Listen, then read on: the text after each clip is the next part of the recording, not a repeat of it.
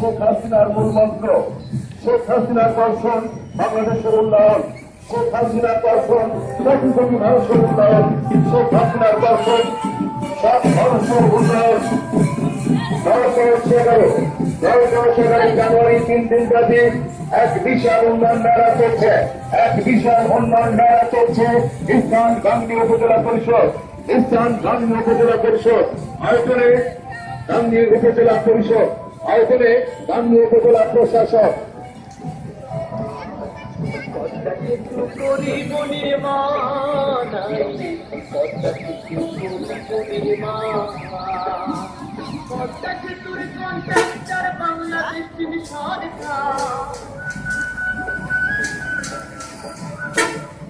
সম্মানিত শুধু 11 জানুয়ারি